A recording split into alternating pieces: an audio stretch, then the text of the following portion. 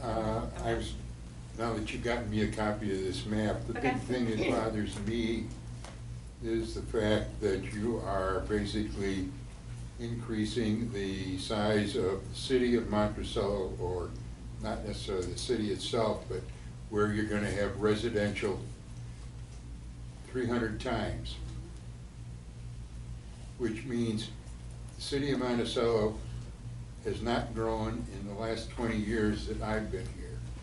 I don't envision that it's gonna ever grow to what you have on this thing. I think the yellow should be greatly reduced, at least by half of what you're showing. So because it isn't going to. So to clarify, this is not me. I am here to kind of just take things in and Okay, then well, give it back to you. you're the messenger, so we have to bear the arrow. Right. And those are gonna be paid for. And this map, actually, all of the residential area has been carried over from what the community saw for the future on the previous update. So actually, nothing has changed on the future land use map in terms of. I disagree with the previous update. And what was brought up at the meeting was, remember, when the previous update was done was when we had this big booming economy, which we haven't had. And so things are different now than it was then, and I thought the purpose every 10 years was to revise, change, redo, and that kind of stuff. It is. The yellow, I don't mind if the yellow would go out to the sheriff's department out there, but then to continue to extend it on out past all the farms that we have now is way too far. And the same thing on the east side over here. You've got it all the way out to Perimeter Road. Once you get where the intersection of 16 and 212 come right there at the city limits, really, it's all agriculture.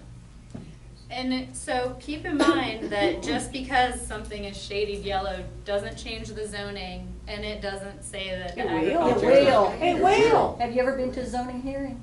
When you go to a zoning hearing, they say, well, this is what the future land use map says, and then that's what they do. And That's I'll the just play problem. the devil's advocate. So If a you farm's can't doing have it out well, there. they're not gonna sell their farm. That's not true. My husband lived in Henry County, and let me tell you, Henry County was agriculture, but when somebody comes in and offers you $500,000 an acre, you're gonna sell it. And that's why I think it's important that the county and the city have development regulations in place, so if and when someone does come and want to develop residential, you're gonna get what you want versus just whatever. As pointed out at the earlier meeting, as I said at that table there, at the end, everyone, after it was said that once you get it on your land use plan, it's virtually impossible to get it out. impossible to get rid of it. Yep. In other words, all that yellow is, if a developer wants to put something in there, whether it is zoned or not, and we had at that meeting, a developer who said, that's right. As soon as you make that yellow, I can go in and buy land and automatically go to the court and say, it's part of the land use plan. And there you go. I want the zoning changed. And that is, and I don't know whether the gentleman's here or not.